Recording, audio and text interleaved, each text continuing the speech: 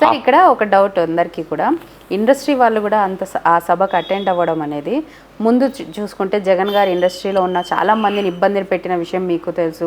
చిరంజీవి గారు వెళ్ళి రిక్వెస్ట్ చేయడము ఇవన్నీ కూడా ఇండస్ట్రీ వాళ్ళు గుర్తుపెట్టుకుంటారు కదా సార్. మా ఇండస్ట్రీ వాళ్ళు ఏది గుర్తుపెట్టుకోరు. ఏది గుర్తుపెట్టుకోరు? ఇవాళ రేపు మర్చిపోతారు. ఎందుకలా? అంతే అంతేది వాళ్ళకి మొత్తం టోటల్గా ఓపెనింగ్లకు వస్తారు, కష్టాల్లో రారు, సుఖాల్లో ఉంటారు. సుఖాల్లో పంచి కట్టి మరి మొదలు ఎగరెడతారు. పంచులు కట్టి మొత్తం టోటల్ మేకప్లు చేసుకొని మేకప్ కిట్ వేసుకొని పరిగెడతారు. అంటే నేను ఈ స్ట్రేట్ ఫార్వర్డ్గా మాట్లాడుతున్నాను, ఉన్నది ఉన్నట్టు మాట్లాడాలి అంతే తప్ప. ఎందుకంటే వీళ్ళందరూ ఇంతమంది విజయవాడ వచ్చారే, ఇంతమంది మొత్తం టోటల్గా ఎగేసుకొని వచ్చిన వాళ్ళందరూ ఆ రోజు చంద్రబాబు నాయుడు అరెస్ట్ అయినప్పుడు ఏమయ్యారు? వీళ్ళంతా భయపడ్డారా? జగన్మోహన్ రెడ్డి గారు భయానికి భయపడ్డారా? ఆయన మొత్తం జైలు వేస్తారని భయపడ్డారా? మీ సినిమా రిలీజ్ ఆగిపోతారని భయపడ్డారా? అంటే సుఖంలో ఉన్నవాడు మనవాడు కాదు, కష్టాల్లో వచ్చినవాడే మనవాడు. కష్టంలో లోకేష్ బాబుతో ఉన్నవాళ్ళు మనవారు, భువనేశ్వరమ్మతో ఉన్నవాళ్ళు మనవాళ్ళు, చంద్రబాబు నాయుడు గారితో ఉన్నవాళ్ళు మనవాళ్ళు, పవన్ కళ్యాణ్ గారితో ఉన్నవాళ్ళు ఈరోజు ప్రపంచంలో ఆయనకు వచ్చిన పేరేంటో తెలుసా? పవన్ కళ్యాణ్ గారికి పెద్ద కొడుకుగా ఎందుకు వచ్చిందో తెలుసా? కష్టాల్లో వచ్చాడు, బేషత్తుగా క్షమాపణ బేషత్తుగా ఆయన మొత్తం టోటల్గా మద్దతు ఇస్తూ ఆయనతో వెన్నిదండిగా ఉండి ఒక తమ్ముడిగా లోకేష్ గారికి సపోర్ట్గా ఉన్నాడే, అది ఆ యాట్సాప్. అలాంటి వ్యక్తి, అలాంటి మాట తప్పని మనమ తిప్పని వ్యక్తి ఉండాలి.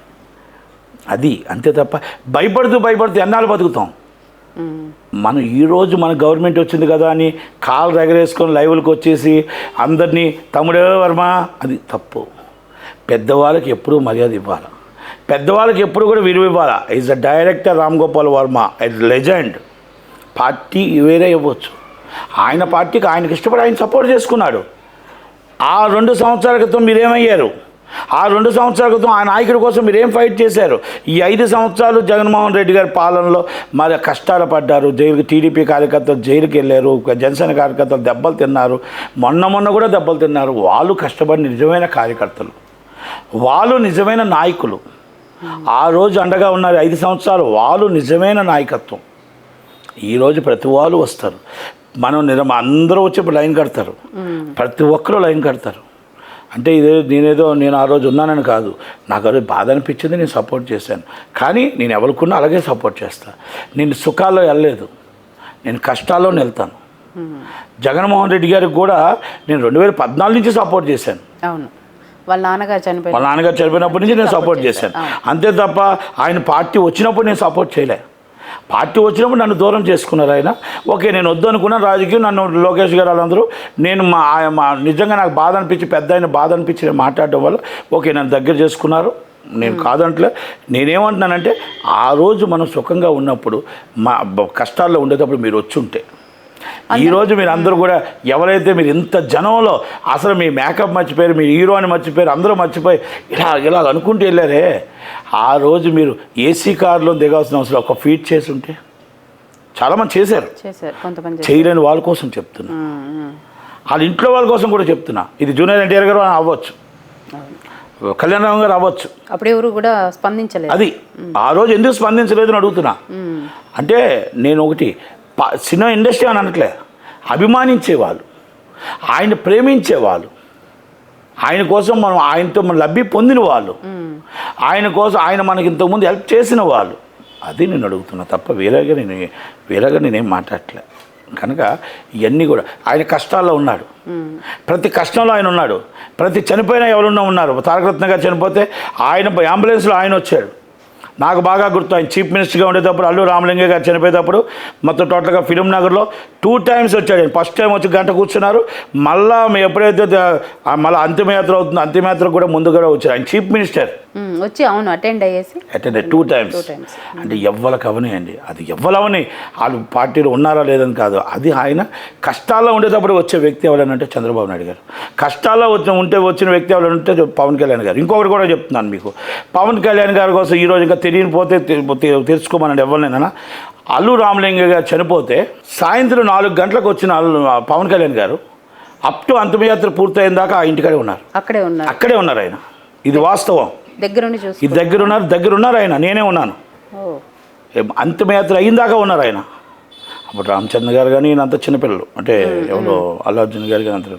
అంటే నేను ఎందుకు చెప్తున్నానంటే కష్టాల్లో ఉండేటప్పుడు మన వాళ్ళు కష్టాల్లో ఉండేటప్పుడు మనం ఎవరు అదే అంటారు, మనం మోయటానికి నలుగురు ఉండాలిరా అంటాం కదా పెద్దలు. అలా ఆ రోజు ఆ కష్టాల్లో ఉండేటప్పుడు ప్రతి ఒక్కరికి కూడా కష్టాల్లో ఉండేటప్పుడు మన కోసం ఉండే వ్యక్తి ఎవరైనా ఉంటే వాళ్ళకి మనం సపోర్ట్ చేయాలి, వాళ్ళకి నిలబడాలని నేను అంటాను. అంతే నేను ఇప్పుడు ఎస్ అంతే తప్ప నేను ఈరోజు రావడం సంతోషం, ఈరోజు మా ఇండస్ట్రీ కోసం కాదు, ఇంకోళ్ళు కాదు అందరూ ప్రమాణ స్వీకారం రావడం అంటే నేను ఇది గత చరిత్ర కోసం చెప్పట్లే. అంటే ఆ రోజు మీరు ఉండుంటే బాగుండు, అంటే ఇప్పటికైనా రేపు ఫ్యూచర్లో ఎవరైనా ఇలా తెలుసుకుంటారనే ఉద్దేశమే తప్ప నేను ఎవరి కోసం మాట్లాడలేదు. ఎందుకంటే గత రాష్ట్రాన్ని డెవలప్ ఎలా చేసుకోవాలి, ఆ రాజధాని ఎలా కట్టాలి, పోలవరం ఎలా పూర్తి చేయాలి, మన సినీ ఇండస్ట్రీ అబ్బాయి ఎలా తీసుకురావాలి, మన విశాఖపట్నం ఎలా తీసుకురావాలి, పరిశ్రమలు ఎలా తీసుకురావాలి, మొత్తం అభివృద్ధి ఎలా చేయాలి, ఎంప్లాయ్మెంట్ ఎలా ఇవ్వాలి, మన పిల్లలు మొత్తం పక్క రాష్ట్రాలకి ఎంబసీకి వెళ్ళకుండా అన్ని ఎంబసీలు అమెరికన్ ఎంబసీ నుంచి ప్రతి ఎంబసీ కూడా మన ఆంధ్రప్రదేశ్లో ఎలా ఉండాలి, మనం మొత్తం టోటల్గా మొత్తం సూపర్ స్పెషాలిటీ హాస్పిటల్ ఇంకా ఎలా తీసుకురావాలి, మెడికల్ కాలేజీలు 11 వచ్చాయి ఇంకా ఎలా తీసుకురావాలి, మనకి రావాల్సిన అభివృద్ధి ఇంకా సెంట్రల్ గవర్నమెంట్స్ ఏం రావాలి, స్టీల్ ప్లాంట్ ఎలా కాపాడుకోవాలి, ఇలా మొత్తం టోటల్గా 100 పోర్టు ఎప్పుడు పూర్తి చేయాలి, గన్నవరం పోర్టు ఇంకా ఎలాగ అభివృద్ధి చేయాలి, కృష్ణాపట్నం పోర్టు ఇంకా ఎలాగ అభివృద్ధి చేయాలి, గెలచింది పక్కన పెడితే ఇన్ని అభివృద్ధి పనులు, ఇంత ఛాలెంజింగ్ మన కడప స్టీల్ ప్లాంట్ ఎలా పూర్తి చేయాలి, ఇది ఛాలెంజ్గా దీనికోసం ఆలోచిస్తారే తప్ప ఒకరు వచ్చారా ఒకరు రాలేదా ఒకరు ఇదని కాదు. ఎక్కడితో గత కానీ బాధ అనిపిస్తుంటుంది ఒకసారి. అంటే ఈరోజు ఇంతమంది మీరు ఎగేసుకొని వెళ్ళేటప్పుడు ఆ రోజు మీరు ఒక్క మాట ఆయన సపోర్ట్ చేసి రాజమండ్రి వెళ్ళమని అడగలే, మీరు ట్విట్టర్లో ఫీడ్ చేస్తుంటే చంద్రబాబు నాయుడు గారికి ప్రపంచంలో ఆయన్ని కాపాడింది ప్రజలు. ఆయన ఏ రోజైతే హైటెక్ సిటీ అని ఒక మూలం కట్టారో ఆ మూలంలో కొన్ని లక్షల ఉద్యోగాలు వచ్చాయో ఆ పిల్లలు మేము బాగుపడ్డామంటే మీరు సార్, మేము నిలబడ్డామంటే మీరు సార్, మా ఆదర్శం మీరు సార్ అని ఎప్పుడైతే అన్నారో అక్కడ అంత పేరు వచ్చినప్పుడు మీరందరూ కూడా ఉండి మేమందరం మీకు అండగా ఉన్నామని ఒక్క మాట అని ఉంటే, అండగా ఉన్నామని బాబాయ్ అని ఉంటే, అండగా ఉన్నాం మావయ్య అని ఉంటే, అండగా ఉన్నాం చంద్రబాబు నాయుడు గారు అని ఉంటే సంతోషించేవారు. మీరు లేకపోయినంత మాత్రాన ఆయన కష్టం పడ్డాడు, రోజుకి 3 సభల్లో మళ్ళీ కష్టపడ్డాడు, మళ్ళీ ఏ శబ్దం అయితే చేశాడో ఆ శబ్దంలో 75 సంవత్సరాల వయసులో ఈరోజు కూడా రోజుకి 3 సభలు చేశాడు. ఒక్క సభ చేసేటప్పటికి ఇలా చెమట కాచుకుని అమ్మో అనుకుని జగన్మోహన్ రెడ్డి గారు గులకరాయి తగిలింది అన్నారు. ఆయనకి ఏ రాయా తగలదు. ఎందుకంటే నిజాయితీగా ఆయన సభలు చేశాడు. ఆయన అతి నిజాయితీ మొత్తం టోటల్గా అతి జాగ్రత్త అన్నది. ఎందుకంటే అన్యాయంగా జగన్మోహన్ రెడ్డి గారు ఒక నిందు ఎదుటిమాలను వేసి ఆ కుర్రవాడిని పాపం జైలు పాలు చేశారు.